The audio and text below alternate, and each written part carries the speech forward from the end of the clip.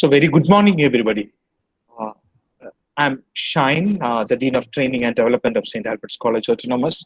On behalf of my office, Dean of Training and Development and the Department of Travel and Tourism, I welcome you all to this international lecture series in memorial of servant of God, Archbishop Joseph Attipetty, a visionary Archbishop of Varapulli, who dreamed about St. Albert's College and built what we see to share the knowledge and uplift the needy and downtrodden community in Kerala. In the Platinum Jubilee celebration, we are remembering his service and commitment to uplift the poor and needy. Once again, thank you for joining us. Our topic for today is tourism and hospitality, a global perspective.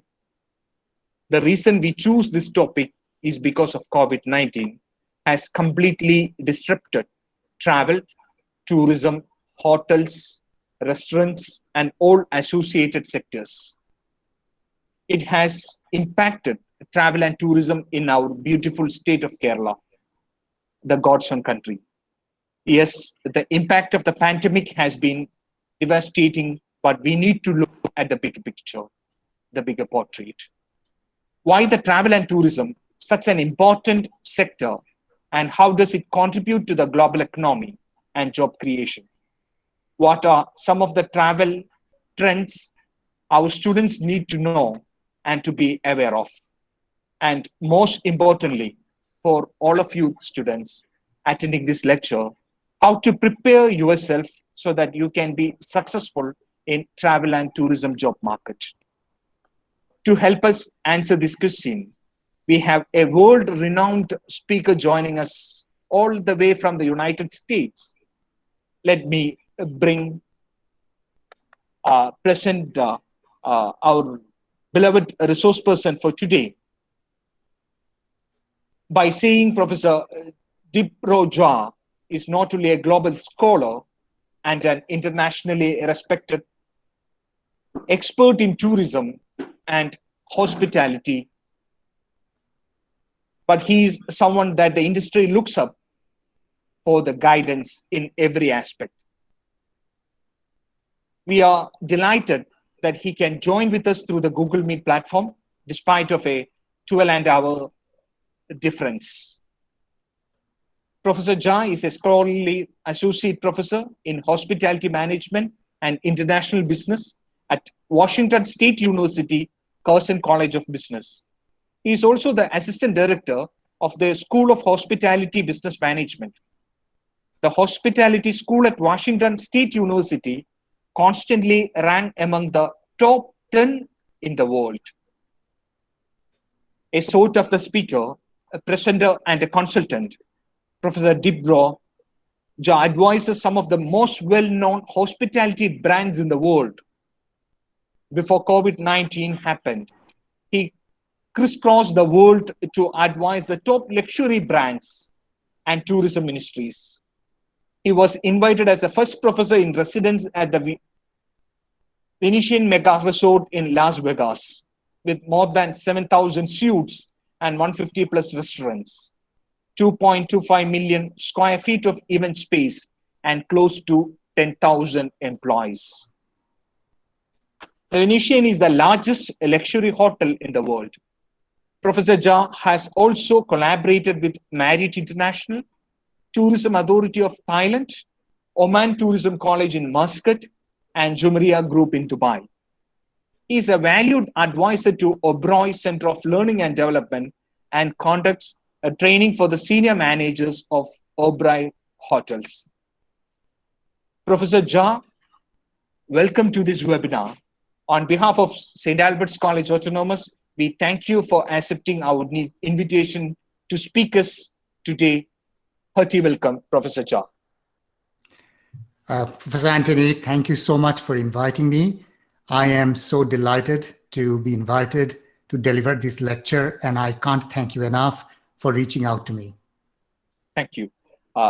Dear students, as you are aware, I had a personal research program which was basically into the travel and the tourism industry, which was of 3 lakh Indian rupees, which was funded project to upskill the professionals in the travel and tourism industry. A lot of opportunities are there for you. So before we start the program, may I request everyone to mute your audio so there is no disturbance while the session is in progress. Finally, for this morning, the format for this morning is Professor Jha will be presenting for 40 minutes or so, and he will leave the rest of the time, especially for the questions. So please do ask the questions at the end of his lecture. The best way to ask your questions would be using the chat feature of the Google Meet. That will be the best way that I could moderate the question and answer session as shared by Professor Jha. So let's get started. Over to you, Professor Jha. The platform is all over yours. Thank you. Thank you so much, Professor Antony. Let me start my screen sharing.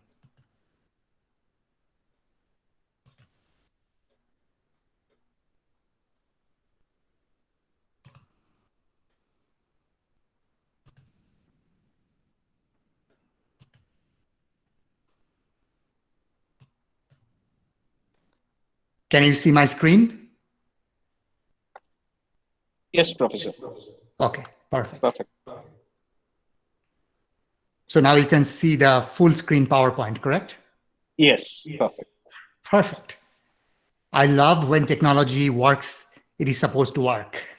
Isn't that nice? Always. Yes. So once again, a very good morning to all of you. Once again, thank you to Professor Antony for inviting me to deliver this presentation.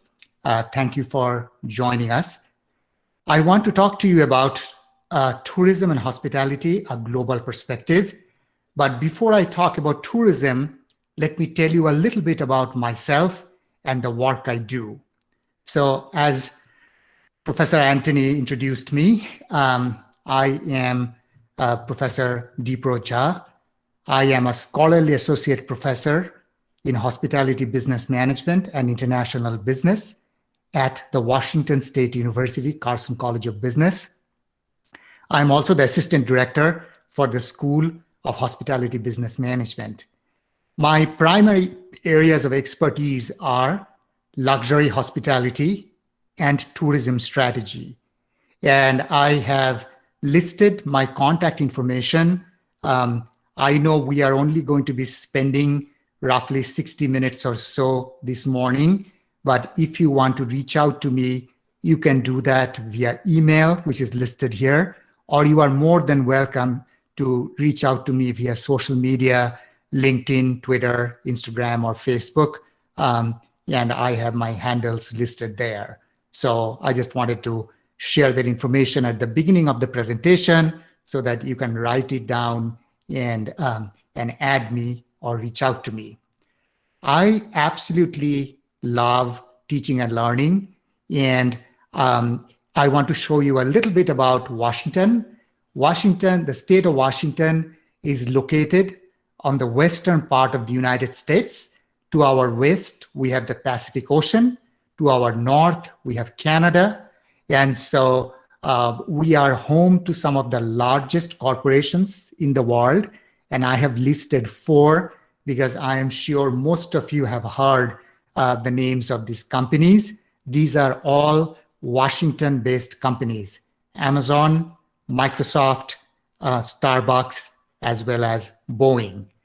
Our biggest city is Seattle, which is a beautiful city. It is right on the Pacific Ocean. And Seattle is also a big hub of both business travel and leisure tourism.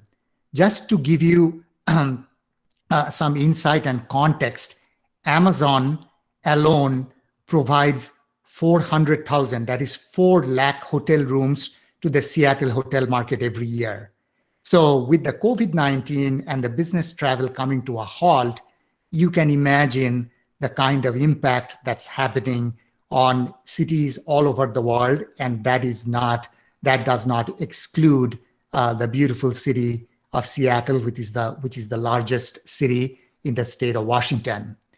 And I am absolutely, I really enjoy teaching and learning. I really enjoy working with students. This is typically what my classrooms look like. I do a lot of group work. I like to teach using case methods and so on and so forth. And I have had the great fortune of teaching or lecturing all over the world.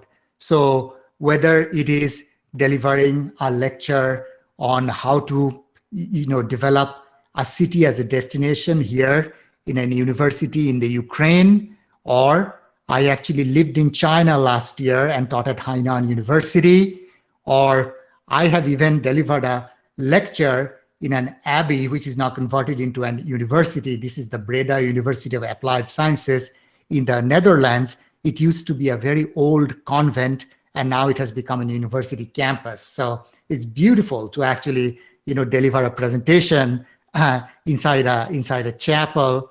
And this one is in India. I was there to deliver a Guru Series lecture at Shulini University in Solan, Himachal Pradesh. So I absolutely enjoy teaching and learning. I absolutely enjoy the ability to teach in different cultures, in different settings, different kinds of students, and engage with them. So I hope today, though we are meeting on a technology platform such as Google Meet, we will still have some opportunity to have conversation. At the same time, I am also very comfortable in the online world. I just wanted to put up this picture. This is one of the newer filters that was released by Zoom, and I immediately started using this filter, and it created a point of conversation and a lot of laughs. So I am actually not on TV. This is actually a Zoom filter. So I just took a screenshot. But I have been using technology to teach for a long time. I was telling Professor Antony at the beginning when we were having a little bit of conversation that 3 years ago, I received a major grant from the United States Department of State to launch a global virtual classroom project where we connected students and professors in 6 countries and 10 universities synchronously. So everybody woke up to Zoom and virtual learning, probably at the beginning of 2020. I have been doing this, say, from 2017 and all. And I always enjoy using different types of technologies in my classroom. For example, this is a telepresence robot that I use in my classroom. The robot can actually move around in the classroom, and I can bring in a virtual guest, and I can give them the control of the robot. So for example, if I would have Professor Antony doing a guest lecture in one of my classes, in my physical classes, I can give the control of the robot to him so he can sit in Ernakulam and actually drive the robot in my classroom here in Washington State. So I am always looking at different kinds of teaching and learning. And for me, travel and tourism is just not something that I teach or talk about. I am really, really very passionate about the industry. I get to travel a lot, of course, before the coronavirus. Just to give you some statistics, on an average year, I travel around 125,000 air miles. So 125,000 air miles a year, which is roughly 5 times around the world. So one of the great things about that is that I get to see a lot and experience a lot. This is a picture from one of the most surreal destinations that I've been to. It is the Machu Picchu in Peru. It's an ancient site of the Aztec people. So that brings me to today's topic, that why is tourism so important and what are some of the economic impacts of tourism? So in 2019, travel and tourism accounted for almost $9 trillion US dollars to the world's GDP. And actually, this is the number I want you to remember. 1 in 10 jobs around the world is tourism related. So think about it, that 1 in 10 jobs around the world has got something to do with travel and tourism and hospitality. So, and any given times, like 330 million jobs are direct results of travel and tourism. Yes, a lot of that is hurting right now, but the need for travel, the desire to explore new places, new cultures has been a part of the human DNA and the human existence. And once the pandemic is behind us, I'm sure all of that is going to come back. Here is a map of the travel and tourism economy. This is slightly dated, 2017, but this gives you a sense of which are the largest tourism economies in the world. The United States continues to be the largest tourism economy in the world, almost close to 488 billion. That means, it is almost close to $500 billion tourism economy. So whether it is the Disneyland, whether it is Universal theme parks, whether it is mega destinations like New York City or gaming destinations like Las Vegas, United States continues to be the largest tourism economy by dollar terms in the world. And number two is China, though you can see that the size of China's tourism economy is almost half that of the United States. And China's tourism economy is primarily domestic. India is around roughly $50 billion, which is a pretty significant amount.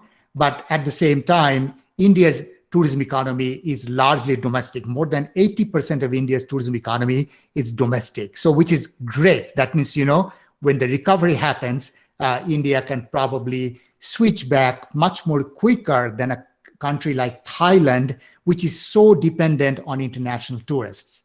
So which countries are the most visited destinations by international tourist arrivals, which are the top 10? France is the number one, followed by Spain, US, China, Italy, Turkey, Mexico, Germany, Thailand, and United Kingdom. Like I said, it is great that Thailand is among the top 10, but they are so dependent on foreign tourists that if there are no foreign tourists coming, then Thailand's tourism economy is in deep trouble, which is not really the case with India, because more than 80% of India's tourism economy is domestic. So that even if international tourists are not coming, India can still start recovering domestically as domestic leisure and business travel kind of picks up before international tourist arrival. There is no doubt about it that the impact of the pandemic on global tourism and hospitality has been brutal. This is a picture of the empty Louvre Museum in Paris, France. Normally, this place is buzzing with thousands and thousands of people. And this picture is a telling tale of what the pandemic has actually done to the tourism and hospitality industry. And so in terms of some numbers, so this is the United Nations World Tourism Organization. These figures are from July, and very soon we are going to see the figure for the quarter that ended in September. We saw international tourist arrivals decrease by 56% compared to last year. Maximum decline happened in the month of May. That's 98%. That means basically tourism just evaporated. It was gone. 300 million fewer international tourists arrivals in January to May. Almost $320 billion lost in terms of international tourism receipts. And if you think about the number I talked about, that China's tourism economy is around $244 billion. That means that the amount of money that has been lost because of the pandemic is 1.5 times of total China's tourism economy. That's a big number. Region-wise, Asia and the Pacific were hit the hardest. Like I just give you examples of Thailand. Other examples will be Vietnam, Cambodia, Laos, some of these places where there are a lot of international tourists which travel from North America and Europe. Then it was followed by Europe, like 58%. So if you think of big tourism destinations like France, Spain, the United Kingdom, cities like London, and actually the lowest decline happened in the Americas and Africa, but still I mean, everywhere, I mean, it is almost close to 50%. So yes, the pandemic has definitely dealt a very heavy blow to tourism and hospitality. But let us not just focus on the doom and gloom. It is very important to understand what are some of the trends, global trends, that we have been seeing or observing happening in the world of travel and tourism, and whether some of them will actually grow at the end of this pandemic, when the pandemic is over.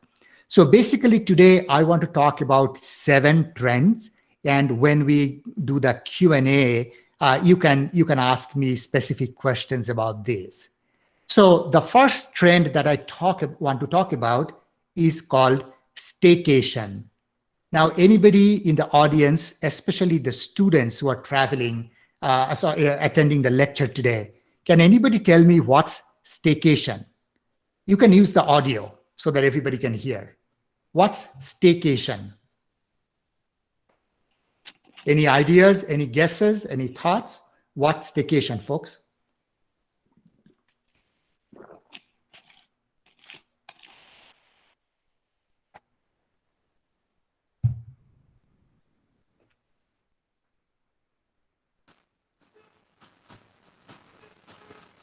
Staying on vacation.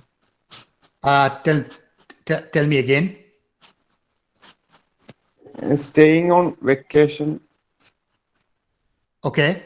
Well, staycation means that when a visitor or a person chooses to go on vacation in their own city or in their own region.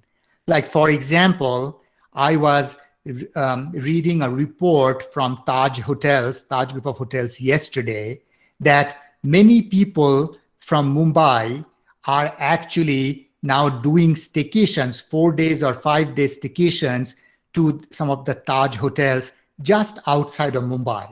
That means, they are not ready to get on a plane and go anywhere. They are not going to go to Jaipur, or they will not travel to Kerala or anywhere, but they are okay to drive for 2, 3, 4 hours and actually spend a few days vacationing in their own city or within their own region.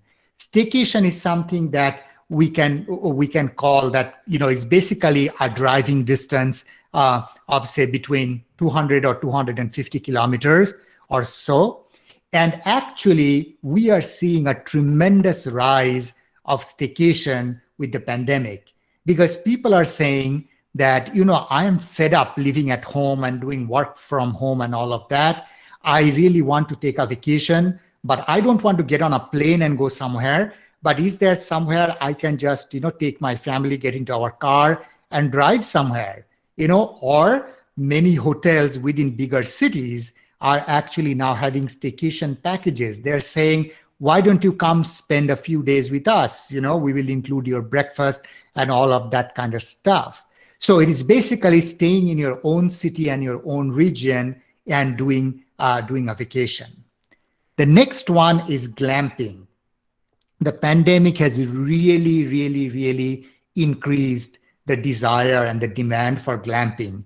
Even luxury brands such as Four Seasons are now putting together glamping packages for people who are doing that. So what are examples of glamping? Probably the best known example of glamping in India would be like the Oberoi Vanavilas Resort in Ranthambore National Park, Ranthambore Tiger Park.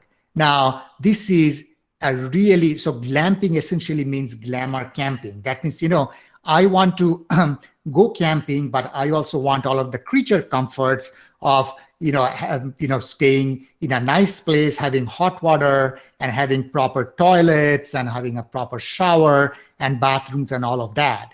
And I would urge you to look up the Oberoi Vanavilas Resort.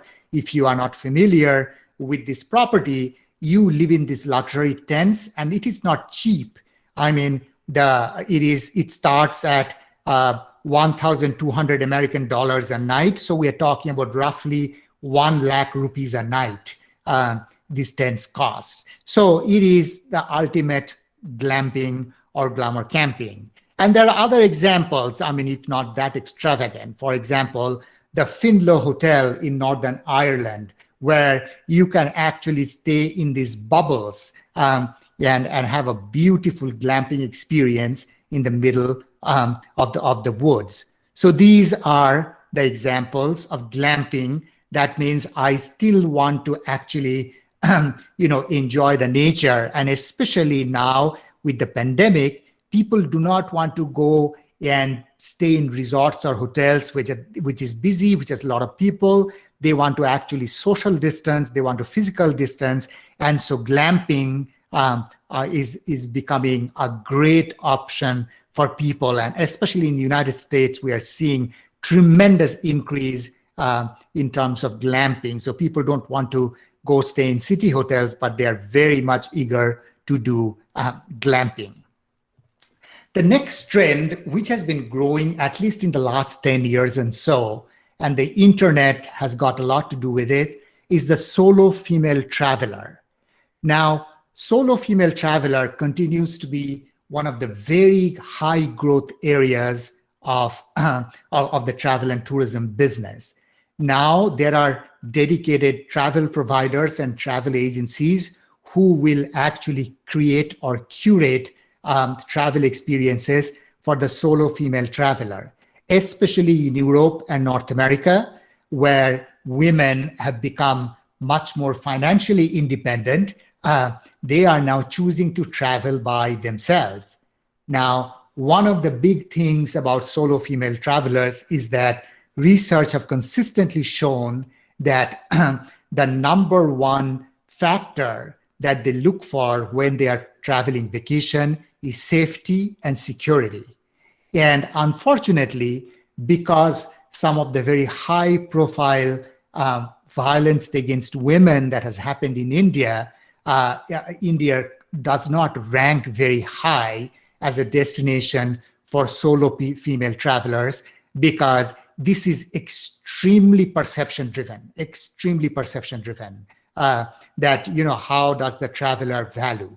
But there are actually providers in India which have very dedicated services for female traveler. There is a luxury hotel in Delhi called the Leela Palace. It is a spectacular hotel. The Leela Palace actually has an entire floor called the Kamal.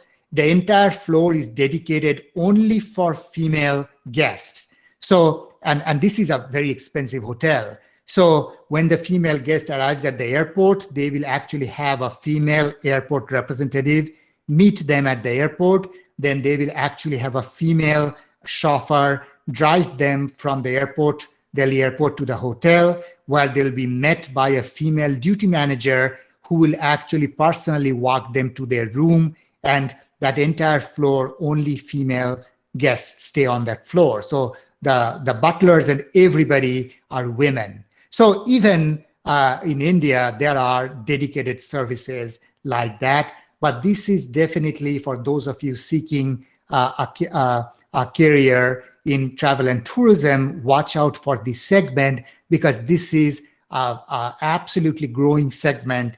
And solo female travelers actually, not only safety and security, they look for other things like spas and rejuvenation and yoga and shopping and all of that. So the product offering for this type of traveler is different, say, from a family or male travelers and so on and so forth.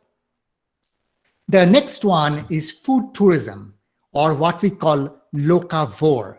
The term locavore comes from like herbivore, people who eat vegetables, or carnivore. Locavore means, eating local. Eating local has become a movement around the world, and food tourism is really, really big. For example, I told you that last year I visited Peru, which is a country in Latin America. Lima, the capital of Peru, is now one of the top food tourism destinations in the world, because Peru has tremendous biodiversity. It has the Pacific Ocean. It has the mountains, and then it has the Amazonian rainforest. Is spectacular. Like Peru itself grows more than 300 types of native potatoes. So while I traveled through Peru, I was able to experience incredible amount of diversity in their food. So a lot of people actually travel to Peru to experience their food, whether it's different type of juices from native fruits or different types of potato bread and all of those kinds of things.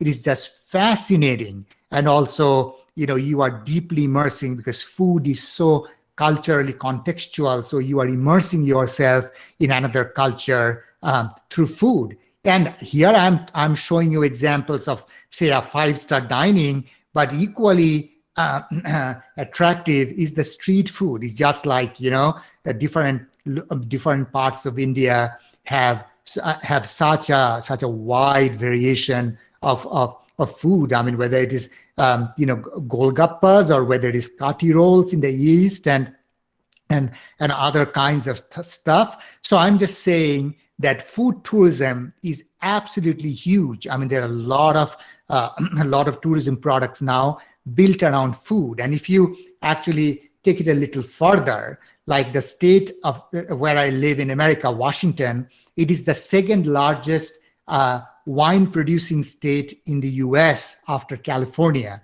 So if you have heard of Napa Valley, we are right after Napa Valley.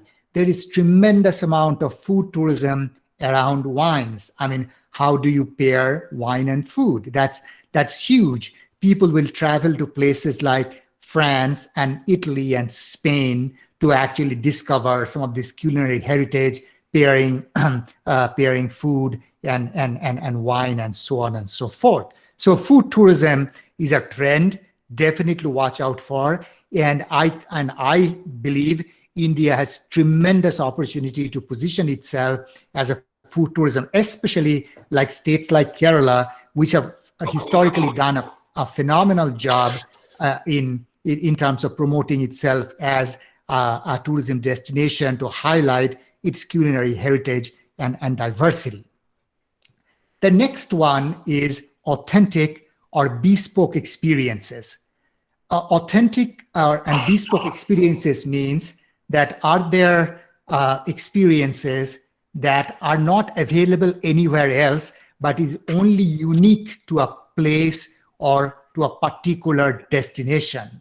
So for example, this hotel is the Arctic Hotel in Finland.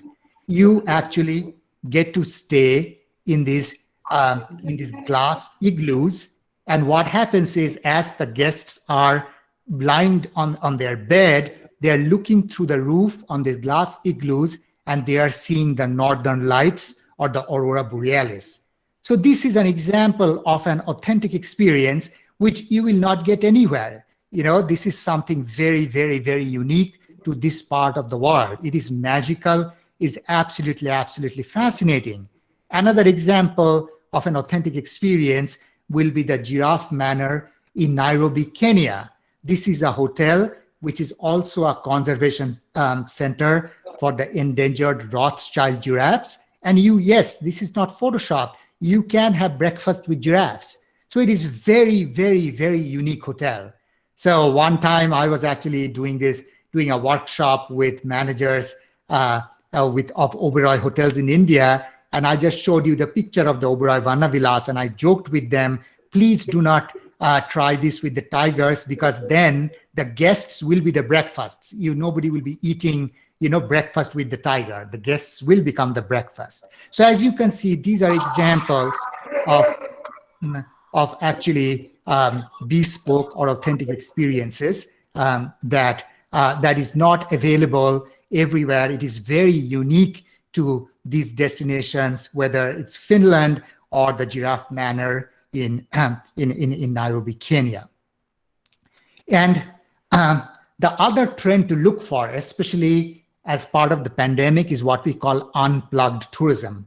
Unplugged means people just want to detox and go away from their very busy and digitally connected lives. So if you are thinking, wow, that looks like somebody going on a yoga trip, in some remote Himalayas, actually it's more than that. There are now countries which are creating or positioning themselves as unplugged destinations. For example, look at the slogan of Visit Finland. Their slogan is silence please. And if you look at this picture, what the country of Finland is saying is, if you come to Finland, you can lose yourself in this vast nature. You won't be bothered by other people. You won't be bothered having to rub shoulders with millions of other visitors and all of that kind of stuff. In tourism, we call this undisneyfication. That means it is the exact opposite of visiting a Disney park where you are basically in a gridlock with thousands of other people. Well, there is a need for that. I mean, there people like to be with other people, but they're also with the pandemic, when people are seeking to socially distance themselves from other travelers and all, unplugged tourism is not only growing, but it is here to stay. And actually, destinations have an opportunity, if they have these kinds of natural vistas or wide open spaces where people can actually unplug, then there is an opportunity to promote unplugged tourism in those destinations. Finally, I want to introduce you to the concept of dark tourism. Dark tourism has been around for a while because we human beings are strangely attracted to places where bad things or horrible things have happened. And dark tourism has a lot of historical context. For example, this is a picture from the notorious Nazi extermination camp of Auschwitz. I actually spent a full day there when I was in Poland. Though this is a Nazi extermination camp, Auschwitz is not in Germany, it's in Poland. When the Nazis invaded Poland and then they set up these extermination camps. So dark tourism is, we are seeing a tremendous growth in dark tourism. So in Auschwitz, you can actually visit all of these places, these extermination camps where the Jewish prisoners were held. And remember, they didn't do anything wrong. The Nazis just rounded up the Jews and they killed, by even conservative estimates, 8 million. That is 80 lakh Jewish people just because of their religion. And that's heartbreaking. Like dark tourism, here are all the children's shoes in Auschwitz that because the Nazis just put them in the gas chambers and killed them. Yeah, and these are the barbed wires around Auschwitz. People were so scared, it was so brutal that they did not even decided to cut, they could not even leave. And where are they going to leave? And right very close to Auschwitz is the Birkenau extermination camp. If some of you have seen Steven Spielberg's Oscar-winning movie Schindler's List, this is the opening. This is the extermination camp where the trains full of Jewish prisoners were brought in and sent to the gas chamber. So this is an example of dark tourism. Something very bad happened here. Now millions of people actually visit this to kind of also get a sense of what happened. And hopefully we are learning from this that what happens when some of our very basic instincts remain unchecked. An example of dark tourism in India would be Jallianwala Bagh. I don't know why Jallianwala Bagh is not a bigger deal in India. I think there is an opportunity for the Ministry of Tourism in India actually to promote Jallianwala Bagh in a much bigger way, probably organize school trips for every young Indian person to go look at this and understand what happened here and what led up to, look at the colonial history of India, the brutalization, the pillage, and all of the bad things that the British did to in the 200 years to India to kind of do sense of that. So with that, I wanted to introduce you to all of these global trends. But, whenever we are talking about tourism, in modern tourism, we have to look at what we call the triple bottom line model or the sustainable tourism. What is that? That's basically that you need to balance The profit or the economic performance, I talked about how big tourism is and all of that, how much money it generates, how much of taxes and all of that. That's great. But you also need to remember the people effect of tourism. That means the social performance. There is a phenomenon called displacement effect in tourism that many times when, say, in the coastal areas of Goa, a company comes and builds a 5-star resort, and suddenly much more wealthier tourists starts coming in, the local people can't live there anymore because the bananas they were buying at certain price now are 5 times more costlier because the tourists don't mind paying for that, but then local people can't live there. We have seen that a lot in bigger cities like Paris with Airbnb, that landlords are pushing people out of their rental homes because why would I rent to somebody if I can earn much more money by even giving it on Airbnb for 7 days a month? So, we need to keep the people process in all of that, kind of invite or involve the people in tourism. And finally, environmental performances, sustainability, that we are not ruining the planet. In tourism literature, over-tourism is a real threat.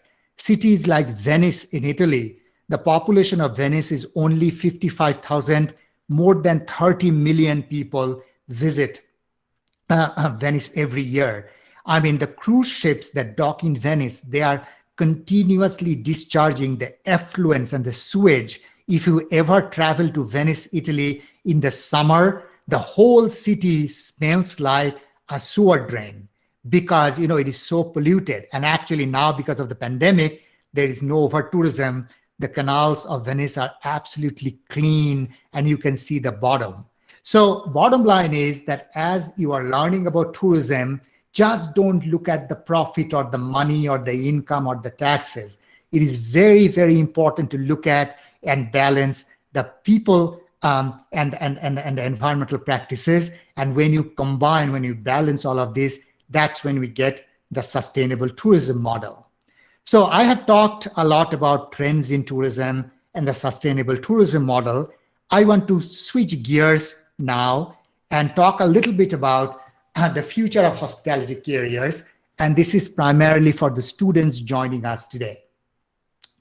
So the future of careers in hospitality, in tourism, will be very different from what you have been doing or what you have been told to do in the past. One of the things that you need to really get good at is digital networking. What is digital networking? That means, are you connecting with other professionals? How can you do that? Create a profile on LinkedIn. It is free. LinkedIn is a professional networking platform. It is free. Create a profile and start connecting with other professionals in the industry on LinkedIn. Digital presence is extremely important. I can guarantee you, going forward, when you are applying for a job, there is a very high probability your potential employer will look up your social media profiles as well. So clean up your social media. If you have any inappropriate photos or videos, delete them.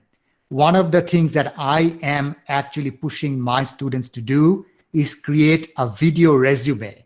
I am not saying that you don't need a physical CV or a physical biodata, like a Microsoft Word document or a PDF, but create a video resume. And you can do that just by recording on your phone. Less than 1 minute, tell your story. And there are a lot of free software, free editing software. You can just sit down and just edit and put it out there. List it on your LinkedIn profile or share it on your Instagram or your Facebook. Digital skills are going to be extremely important, especially in travel tourism careers. Digital storytelling, that means, do you know how to basically tell any story? And also, I want you to really pay attention to virtual interview skills. The days of work from home are here and it is not going away. In the future, lot of the stuff that you will be doing will be actually virtual. So learn how to actually do a good job in doing a virtual interview, whether it is knowing, how to just put a small light in front of you so that you don't have dark, or, using virtual backgrounds. And finally, digital etiquette. For example, in all of my virtual classes, I tell the students, it is fine that if you keep your cameras switched off, when you're listening to a lecture, but when you are actually going to talk to somebody or ask a question, please switch your camera on. And it is, for example, in North America, it is considered extremely rude if you are talking to someone and you are not making eye contact. What that indicates is that I am really not interested in talking to you, or I'm really not interested in listening what you have to say. Same thing in digital etiquette. If my camera is on and your camera is off, you can see me, but you choose to keep your camera off. And I understand sometimes for various reasons you may not want to switch your camera on. That's fine. But digital etiquette going forward, it will be expected that, just like it is expected that you will make eye contact with a person when you are doing an in-person conversation, that you keep your camera on so that both parties can see each other. And finally, a little guide to professional success. So to be able to be successful professionally, it is not a solo enterprise. You need to cultivate other people. And there are 3 types of people you need to actually build as you are going forward. And you can do this even as a student. The first group are called mentors. Mentors are people who will talk with you. Let me repeat. Mentors are people who will talk with you. And mentors can be within, it could be one of your professors. It could be somebody who is working in the travel trade, or somebody who is working in tourism. They are basically going to actually talk to you about what's going on and all of that kind of stuff. The second group is called coaches. So I said mentors are the people who will talk with you. Coaches are the people who will talk to you. That means, these are the people who probably, this is more when you start an internship or you start working. These are people within the organization who will actually show you the ropes, like, how to be successful and so on and so forth. And finally, sponsors. Sponsors are the people who will talk about you.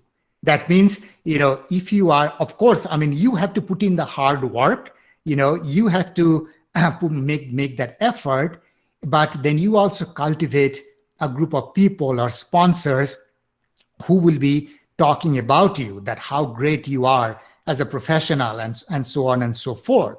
Like, for example, when, I started in my current position, as I was going through the interview process, well, for a senior position interview process here in America, you need a lot of documentation. And one of that was thorough letters of references. So the vice chancellor at the previous university I was in, he knew me very well. He wrote a beautiful 2-page letter as a letter of reference as part of my recommendation packet to my current university. And that's an example of a sponsor who not only knows you, but believes in your talent and your expertise, and who will be talking about you. So basically, mentors are the people who will talk with you.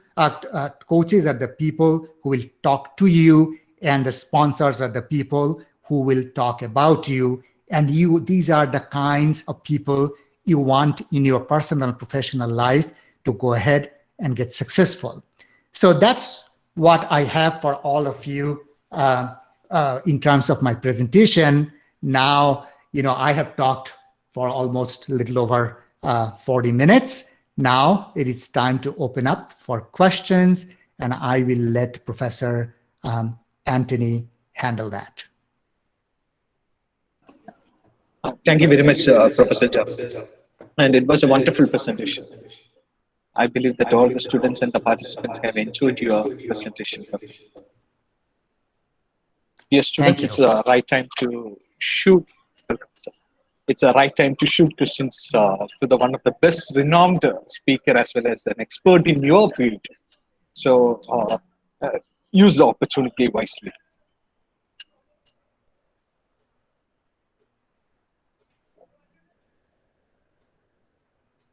Meantime, while they frame, I was also going through your lecture, especially about the trends. I had visited the Auschwitz in Poland once, and it was a nice experience. And as you shared, the dark tourism is a prominent even in India. I had visited some of the places where, they promote the dark tourism. And I love a lot of dark tourism, and I travel at least 2 or 3 times in a year to explore such places.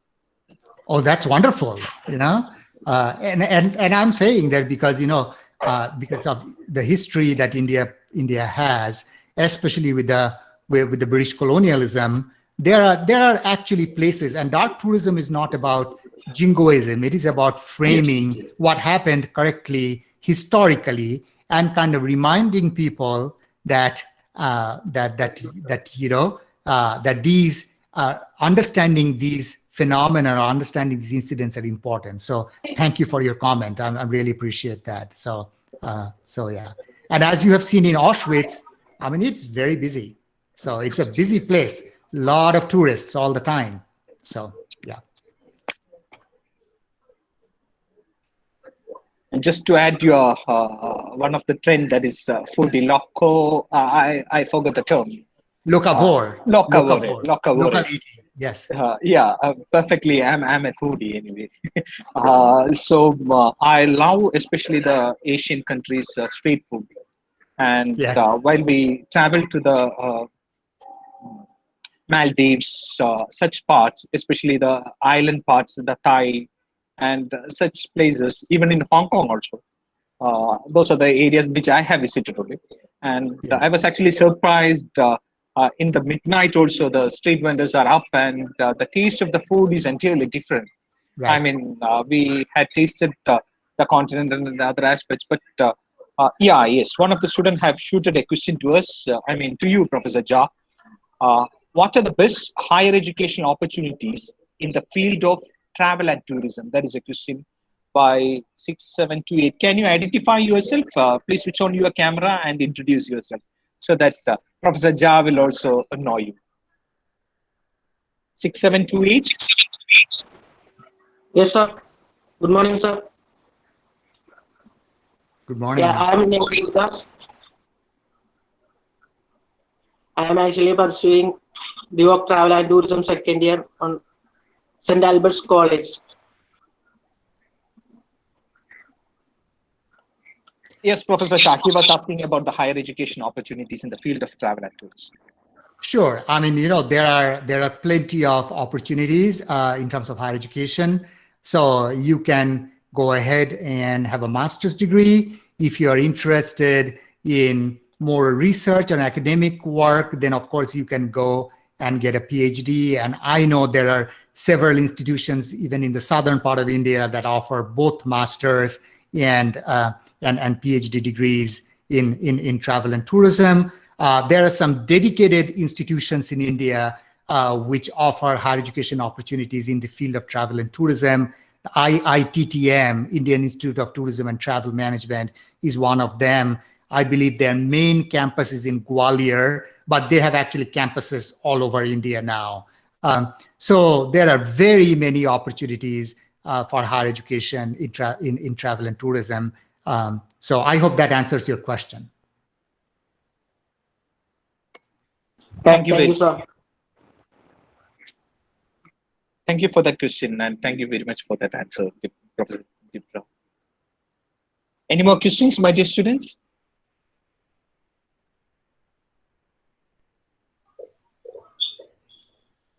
And I do recognize that some people are kind of shy, to ask questions on video. So like I said, you have now my, all of my LinkedIn and all of the other things, to feel free to connect, because it happens after every session that I will get, a list of follow-up conversations and I'm like, that's absolutely okay. I've been doing this for a long time. So you are more than welcome to do that. But yes, who wants to ask the next question? Let's have some conversation. Yes, Abhiraj, you were going to ask something.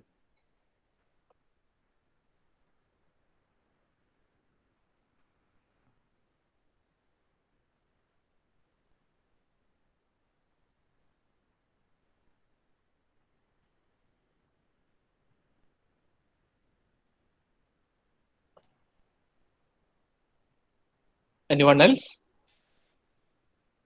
Okay. In the last, in one of the trend that you have shared that visiting the natural way camping. I forgot the Glamping. exact camp. Yeah, glamping. Yeah. I mean, I still remember while I visited the Gujarat, especially the Gir forest. Yes. Yes, and it was a wonderful experience, and we were there for at least 2 or 3 days. We stayed in that place, and it was a great moment for us. And I had enjoyed a lot. I enjoyed a lot on those days. It's a wonderful when you shared the trends. I was actually going through my own memories, and it was a nice lecture. Anyway, right? Any more questions, my dear students?